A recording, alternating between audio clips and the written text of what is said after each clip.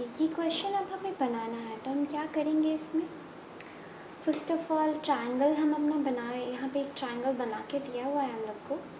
तो क्या किया गया है, ए बी सी को ऑरिजिन माना गया, ए को वेक्टर ए एंड बी को वेक्टर बी। तो अच्छा रहेगा कि हमें पी निकालना है, तो पी निकालने के लिए हमें डी और ई का जो पोजीशन वेक्टर्स है वो पता होना चाहिए। डी और ई के पोजीशन वेक्टर्स के लिए हमें इक्वेशन पता होना चाहिए, ए डी और बी ई का। हमें क्या पता होना चाहिए, इक्वेशन पता होना चाहिए, ए डी यानी कि ये और बी ई का। कैसे निकालेंगे, हमने अभी अभी सीखा equations banana, vector equations. That अगर कोई एक लाइन है उस पर 2 पॉइंट्स है ए और बी, तो हम उसका वेक्टर इक्वेशन आसानी से निकाल सकते हैं, जो कि ए प्लस म्यू बी माइनस ए के इक्वल होता है।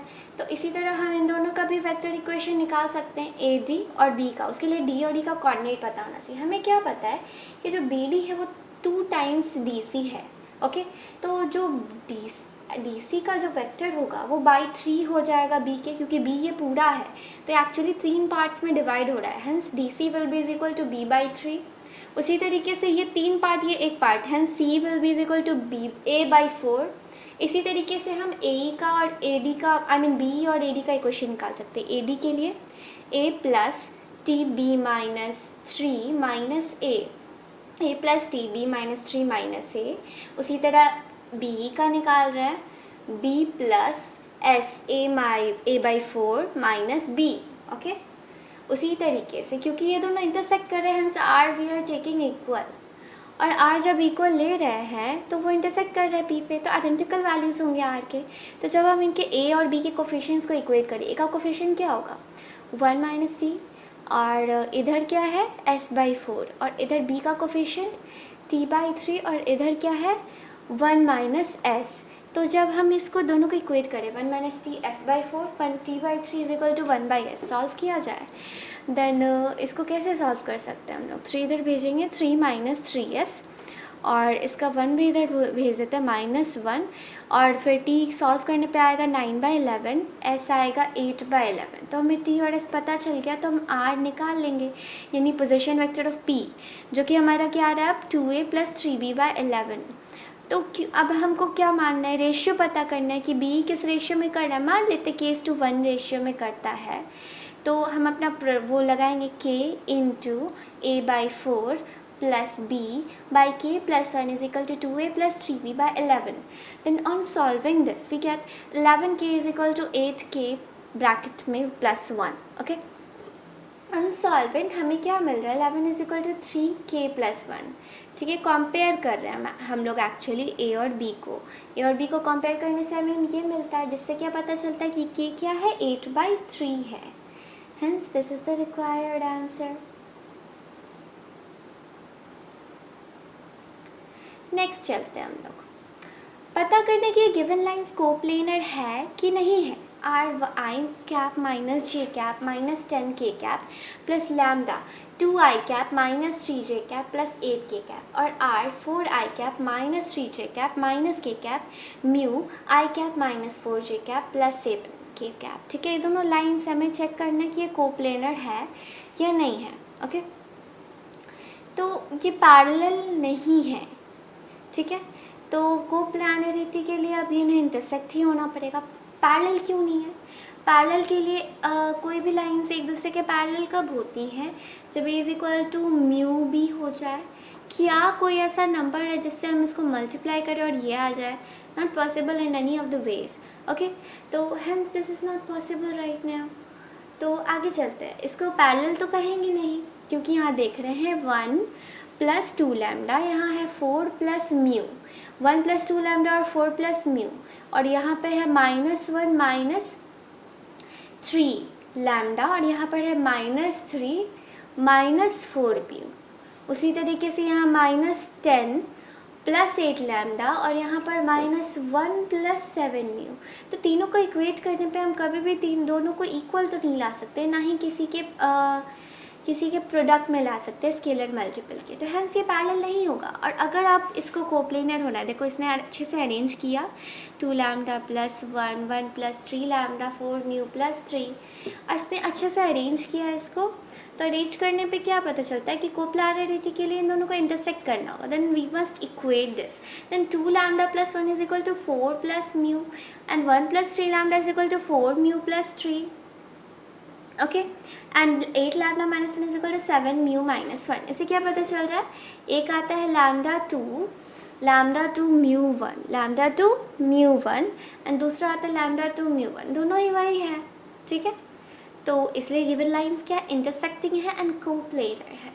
कैसे नहीं पता चला था, कैसे पता चला था कि ये पैरेलल नहीं है, because A is not equal to K B in any form, we are not seeing that, okay. 2 lambda plus 1 अगर हमको लाना भी है, then it must be multiplied by lambda by 2, then mu lambda by 2 must be equal to 1 mu lambda by 2, or we must also multiply 4 mu lambda by 2, 4 mu lambda by 2, then we got 2 which is not equal to 1, hence this is not equal, okay. Mu lambda by 2 is 1 and this gives 2, this is not equal to that, hence it is not parallel. Now for coplanarity the lines must, okay, for coplanarity ये हमने बना लिया अच्छे से। Now the test of collinearity, अब हम collinearity को test करेंगे। हमने कोलिनियर वेक्टर्स पढ़ा था जो कि एक्चुअली पैरेलल वेक्टर्स होते हैं। अब हम कोलिनियर पॉइंट जो कि हम लोग बचपन से पढ़ते आ रहे हैं उनके टेस्ट को करेंगे अकॉर्डिंग टू वेक्टर थ्योरी। मान लेते 3 पॉइंट्स हमारे पास ए बी सी, वो कोलिनियर तब हो गए when A B is equal to lambda B C, यानी ए बी जब लैम्डा बी सी के इक्वल होगा तभी वो कोलिनियर होने वाला है। ध्यान से देखते हैं, ये हमारा B है, ये C है, ये B प्लस सी है। अगर पैरेललोग्राम ऑफ डायगोनल वाले रूल को देखते हैं तो ये बिल्कुल भी गलत नहीं है। अगर हम यहाँ पे अपना पैरेललोग्राम पूरा कर लेते हैं तो ये एक डायगोनल की तरह एक्ट करेगा और डायगोनल ऑब्वियसली सम ऑफ को रिप्रेजेंट करता है, ठीक है। तो ये B प्लस सी है, ओके। हमें पूछा जा रहा है कि ए बी सी कोलिनियर तब होंगे जब कोई ऐसा एक स्केलर होगा जो कि ज़ीरो नहीं होगा, कि X A plus Y B plus Z C zero आ जाए, ओके। ये वाला जो वेक्टर है हमारा ए है, A B and C are collinear. How? 3 points A, B and C with position vectors A, B, C are collinear if and only if there exist scalars x, y, z not all 0 such that x A cap plus y B cap plus z C is equal to 0, okay। ये होगा तभी होगा, ठीक है। अब हम इसको अच्छे से समझने की कोशिश करते हैं। हमने वहाँ कोलिनियर वेक्टर्स के बारे में पढ़ा था जो एक्चुअली पैरेलल वेक्टर्स होते हैं। अब हम यहाँ कोलिनियर पॉइंट्स पढ़ रहे हैं और 3 पॉइंट्स तभी कोलिनियर होते हैं। मान लेते हैं ए बी सी हमारे कोई 3 पॉइंट्स हैं, मान लेते हैं ए बी सी हमारे कोई 3 पॉइंट्स हैं, ए बी सी, ठीक है। 3 पॉइंट्स हैं हमारे। तो अगर हमको पता करना है, ये ए है, ये बी है, सी है, तो अगर ये कोलिनियर वेक्टर है, मतलब इन कोलिनियर पॉइंट्स है, then A B must be is equal to lambda B C, ठीक है। यानी दे मस्ट बी पैरेलल, तो ये दोनों पैरेलल होंगे, लैम्डा बी सी होंगे, तभी ये कोलिनियर होगा। ये जो अगर मान लेते ये तीनों पॉइंट्स हैं और ओरिजिन से इसका ए है, इसका बी है, इसका सी है, तो अगर वो कोलिनियर हो तो ऐसे एक्स वाई जेड एग्जिस्ट करेंगे इस तरीके से कि X A plus Y B plus Z C zero हो जाए और X plus Y plus Z zero ही होना चाहिए। क्या हमारा रिलेशन है कि ये तीनों पॉइंट्स कोलिनियर अब तब होंगे जब इनका जो पोजीशन वेक्टर है ए बी सी उसको हम एक्स वाई जेड से मल्टीप्लाई करें इंडिविजुअली, और यही जो एक्स वाई जेड है इनका सम क्या होगा, zero. This is the required condition of 3 vectors whose position vectors are given to be of collinearity to actually follow collinearity, ठीक है। It must be x a plus y b plus z c is equal to 0 and x plus y plus z is equal to 0, okay. पुराना vector का formula आप हमेशा याद रखें। Equation क्या था हमारा, R is equal to A plus mu B minus A, और दूसरा R is equal to A plus mu B. ना अब हमारे क्वेश्चंस आ गए जो कि हमेशा आते हैं। हमें प्रूफ करने के पॉइंट्स जो हैं जिनके पोजीशन वेक्टर्स यहाँ गिवन है ये कोलिनियर है, कोलिनियर प्रूफ करना है तो कुछ ना कुछ एक्स वाई जेड ऐसा होना ही चाहिए।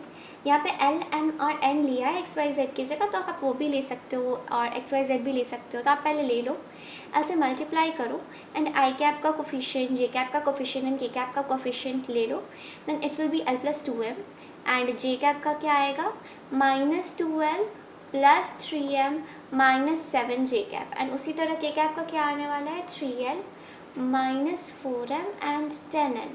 ओके ये सब जीरो, तो बारी बारी से हम इक्वेट करेंगे। L plus 2m is equal to 0 and minus 12 plus 3m minus 7 is equal to 0 and 3l minus 4m plus 10n is equal to 0। तो हम पहले इधर से l और m को ले लेते हैं एंड n को अगर हम एलिमिनेट करेंगे तो सॉल्व करने पे आएगा is equal to 2, m is equal to -1 and n is equal to -1।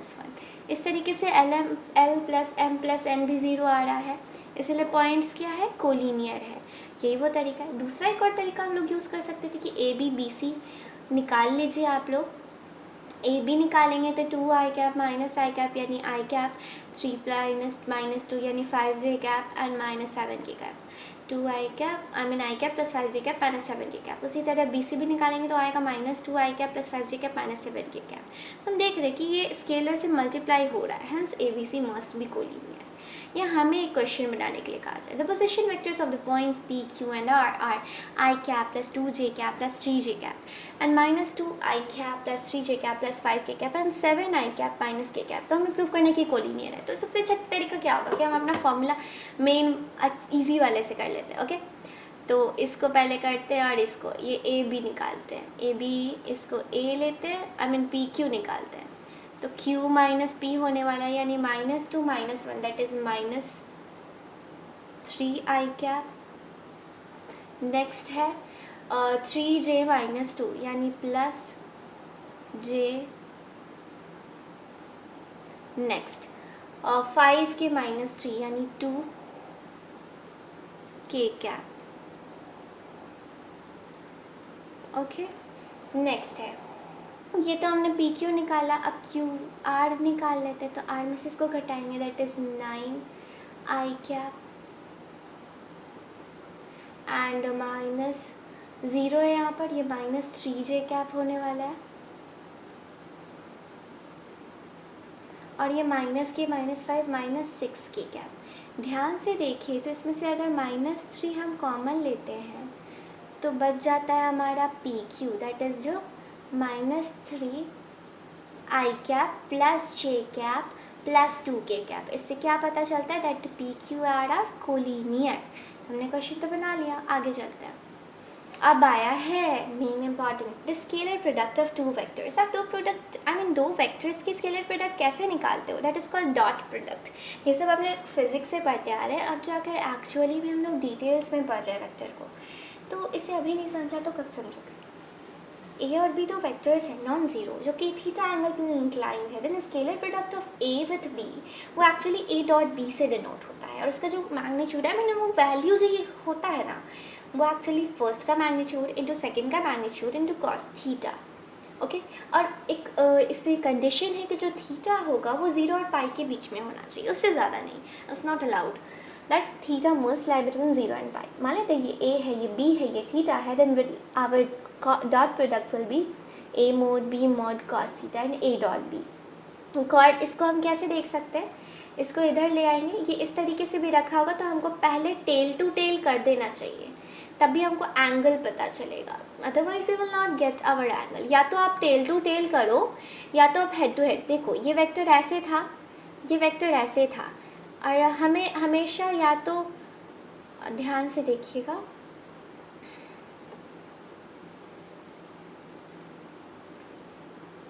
ये जो हमारा वेक्टर हमने यहाँ ड्रॉ किया है इसको यहाँ शिफ्ट कर देंगे हम लोग, तभी तो हमें यह एंगल पता चलेगा। या तो इस वेक्टर को यहाँ शिफ्ट कर देंगे, या तो आप दोनों को हेड और हेड से ज्वाइन करो या तो टेल और टेल से, तभी आपको एंगल पता चल जाएगा बिटवीन टू वेक्टर्स। नहीं तो आपको जो एंगल पता चल रहा है वो रॉन्ग है और ये कंडीशन की एंगल हमेशा 0 और पाई के बीच में ही होना चाहिए।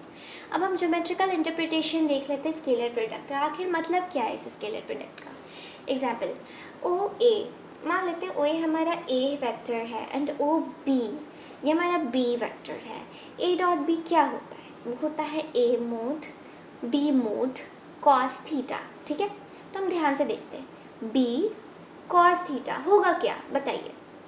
बी हमारा ये है, ओके, बी हमारा ये है, इसका कॉस थीटा निकल जाए। फिजिक्स में हम लोग हमेशा यूज़ करते थे कॉस थीटा जो होता था वो एक्स कॉम्पोनेंट होता था और साइन थीटा जो होता था वो वाई कॉम्पोनेंट। तो हमने सिर्फ कॉस थीटा लिया, यानी इसका सिर्फ एक्स कॉम्पोनेंट, जो कि एक्चुअली इसका परपेंडिकुलर के डिस्टेंस होता था। तो ये कॉस थीटा क्या है, ये है इसका परपेंडिकुलर का distance, O B cos theta, यानी ए का मैग्नीट्यूड। अगर हमको ए डॉट बी निकालना है तो हम ए का मैग्नीट्यूड लिख सकते हैं और बी का प्रोजेक्शन ले सकते हैं ऑन ए। ये बी क्या है प्रोजेक्शन। प्रोजेक्शन यानी उसका छाया जो ए पर पड़ रहा है, okay, projection of B on A. जो हम लोग कॉस थीटा कॉम्पोनेंट तोड़ते थे वही समझ लीजिए, ये इसका प्रोजेक्शन है, उसका छाया है जो कि ए पर पड़ रहा है। ध्यान से देखिए, ये जो डिस्टेंस है यही हमारा क्या है, बी कॉस थीटा, जो हमने यहाँ पर डाल दिया है ना। अगर हम इस तरीके से देखें इसको, अब हम अगर इस तरीके से देखें, बी को छोड़ दिया जाए और ए को लिया जाए, तो ये जो ए का कॉस थीटा है ये भी ए का छाया होगा बी के ऊपर, जो कि अभी बी दे रहा था, है ना। बी अभी यही कार्य कर रहा था ना, अब ए करेगा, ए अपना छाया बी के ऊपर दे रहा है और यही डिस्टेंस जो है वो ए कॉस थीटा है, ये अपना छाया दे रहा है। ये जो डिस्टेंस आ रहा है ये कॉस थीटा है, यानी b इंटू ए कॉस थीटा, यानी magnitude of b into projection of a on b, ठीक है, छाया। नेक्स्ट a डॉट b जो होता है ये भी कॉस थीटा, थीटा 0 और पाई के बीच में। आप याद रखो कि अगर थीटा एक्यूट है तो ये ग्रेटर देन 0 होने वाला, और अगर वो ऑब्ट्यूज है it will be less than 0। अब आप खुद सोच सकते हो, कैसे सोच सकते हो मुझे आप लोग को बताना ही पड़ेगा।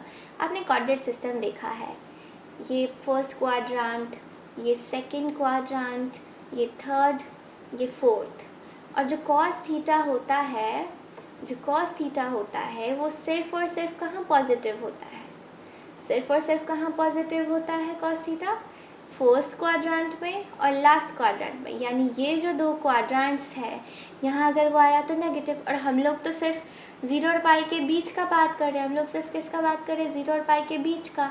यानी अगर वो 90 से कम यानी कि एक्यूट हुआ तो वो पॉजिटिव होगा, अगर वो 90 से ज़्यादा यानी ऑब्ट्यूज हुआ तो वो नेगेटिव होगा। इसलिए ए डॉट बी 90 से कम में पॉजिटिव है और 90 से ज़्यादा में नेगेटिव है। नेक्स्ट, अब कहा जा रहा है कि ए डॉट ए स्क्वायर होता है। अब आप सोचो, दिमाग लगाओ, ठीक है, ये हमारा ए वेक्टर है और यही हमारा ए वेक्टर ही है, ठीक है, दोनों ए ही है, ठीक है। तो हमसे पूछा जाए कि इन दोनों के बीच का एंगल क्या है, तो मैं क्या बोलूँ, 0 डिग्री, कि हाँ इस दोनों के बीच का एंगल तो 0 डिग्री है। तो हम इसमें पूछने की क्या ज़रूरत थी। और अगर हम इसका डॉट प्रोडक्ट निकालें तो वो क्या होने वाला है, ए इंटू कॉस 0, जो कि ऑब्वियसली 1 होता है। क्या होता है, 1 होता है। तो 1 से आप किसी को भी मल्टीप्लाई करो तो वो वही चीज़ आएगा, यानी ए स्क्वायर हो जाएगा, यानी मैग्नीट्यूड ऑफ ए का स्क्वायर। ये हमारा आंसर होगा अगर हम ए डॉट ए निकालें। नेक्स्ट, अगर ए डॉट बी देखें तो वही बी डॉट ए भी होता है, क्योंकि ये कम्यूटेटिव रूल्स फॉलो कर रहा है, कम्यूटेटिव रूल्स फॉलो कर रहा है। आप सोचो ना, ए और बी का जो एंगल है क्या बी और ए बोलकर अलग हो जाएगा, सेम ही रहने वाला है। नेक्स्ट, आगे चलते हैं हम लोग आगे और प्रॉपर्टीज़ की। ए डॉट बी प्लस सी जो है ये एक डिस्ट्रीब्यूटिव प्रॉपर्टी भी फॉलो करता है, जो कि A dot B plus A dot C के इक्वल है, यानी A dot B plus C is equal to A dot B is equal to A dot C, which is called a distributive property. और अगर ए dot B 0 है, इसका मतलब है कि वो परपेंडिकुलर होगा, यानी cos 90 ही 0 होता है, ए और बी कभी 0 नहीं होता इसका मतलब। और I dot I, J dot J, के डॉट के 1 होता है, आई डॉट जे डॉट के डॉट आई 0 होता है, क्योंकि आपस में ये लोग म्यूचुअली परपेंडिकुलर है और ये लोग है कि एंगल 0 है और मैग्नीट्यूड 1 है, इट्स वैल्यू इज़ 1। नाउ जो projection of A on B, अब हमसे कोई पूछे कि ए का बी पे प्रोजेक्शन क्या होगा, तो वो क्या ए कॉस थीटा होता है। क्या होता है, ए कॉस थीटा। अब आप ध्यान देना थोड़ा सा, ए का बी पे प्रोजेक्शन, पहले आप बताओ कि ए डॉट बी क्या होता है। A dot B is equal to A का मैग्नीट्यूड, बी का मैग्नीट्यूड और दोनों के बीच का एंगल। अगर हमको projection of A on B निकालना है, यानी ए कॉस थीटा चाहिए, तो बी को यहाँ भेज देंगे, then a cos theta will be equal to a dot b by b, यानी जिसका प्रोजेक्शन निकालना है उसके अलावा वाले से डिवाइड कर देंगे, प्रोवाइडेड कि b ज़ीरो ना हो, क्योंकि ऐसे केसेस में इन्फिनिटी आ जाता है और ऐसा तो हम लोग कंसीडर ही नहीं कर रहे हैं। आगे चलते हैं। The vector component of a along b is a dot b by b का square into b and perpendicular to b is a minus a dot b by b square into b। हमसे पूछा जा रहा है कि vector component बताइए a का b के along, तो ये कैसे होने वाला है, तो इसको समझने के लिए हम पहले देख लेते हैं। Actually projection of A on B क्या है, A dot B by B, तो ये एक्चुअली हमें एक स्केलर वैल्यू देता है। कैसा वैल्यू देता है, स्केलर वैल्यू, और स्केलर वैल्यू कभी भी वेक्टर कंपोनेंट तो नहीं हो सकता। तो इस चीज़ को वेक्टर बनाने के लिए हम क्या करते हैं, हम बी से ऊपर नीचे मल्टीप्लाई कर रहे हैं। हम क्या कर रहे हैं, बी से ऊपर नीचे मल्टीप्लाई कर रहे हैं, और multiplying B both up and down, ऊपर एक तो एक वेक्टर मिल रहा है एंड बी और बी मिलकर बी स्क्वायर बन जा रहे हैं। Hence it produces A dot B by B square into B, A dot B by B square into B, A dot B by B square into B, A dot B by B square into B, यानी complement vector of A along B, यही formula है। और अगर हमसे perpendicular पूछा जाए तो वो a minus A dot B B square B, यानी b के परपेंडिकुलर का वेक्टर क्या होने वाला है, ये कैसे पता चलेगा। तो हम ध्यान देते हैं, b ये है, इसके परपेंडिकुलर का वेक्टर ये होगा, ठीक है, ये होने वाला है ना। तो ये तो a साइन थीटा है, ये क्या है, a sine theta, a sine theta, और वेक्टर किसके अलॉन्ग है, ये वेक्टर किसके अलॉन्ग है, b के 90 डिग्रीज पर, b से 90 डिग्रीज पर ये वेक्टर है। इसीलिए इसका इक्वेशन क्या होगा, a minus A dot B by B square into B, triangle law of vector addition से, यानी कि हम समझा रहे हैं a, या देखिए ये b है, ये b नहीं है एक्चुअली, ये हमारा ये है जो हमने निकाला, जो कि a dot B by B था, बी स्क्वायर इंटू बी था, और ये हमारा एक्चुअली में जो हमको x निकालना है, और ये a है। तो ट्रायंगल ऑफ एडिशन लगाइए ना आप, ट्रायंगल ऑफ एडिशन लगा के भी आपको दिखा देते हैं हम। देखिए दिस a, देखिए इसको क्या, x को हम क्या बोले, a डॉट बी, एक मिनट, ये जो है ना हमारा ये वैल्यू, यही वैल्यू ये है, इसी में हम प्लस कर देंगे, क्या प्लस करेंगे, इसका वैल्यू अगर हम x मान लेते हैं, क्या मानते हैं, x मान लेते हैं, तो इसका वैल्यू इसमें प्लस करते हैं तो हमें क्या मिल रहा है, ये मिल रहा है। हेंस इसको निकालने के लिए इस वाले चीज़ को इधर भेजना होगा, हेंस वहाँ पे माइनस आएगा, hence a minus A dot B by B square into B. तो ट्रायंगल ऑफ वेक्टर एडिशन से हमें क्या मिल गया, vector component of a perpendicular to b के परपेंडिकुलर भी इस तरीके से निकाला जा सकता है। Next angle phi between A and B, आप एंगल भी निकाल सकते हो, cos phi is equal to A dot B by A into B. Remember कि थी फाई जो है 0 और पाई के बीच में हो, तो बस वो डॉट प्रोडक्ट से हम बहुत कुछ निकाल सकते हैं। अब ध्यान दीजिएगा, अगर A I A one I cap A two J cap और ए थ्री के कैप है, और B B one I cap B two J cap और बी थ्री के कैप है, देन ए डॉट बी क्या होने वाला है, A one B one, A two B two and A three B three.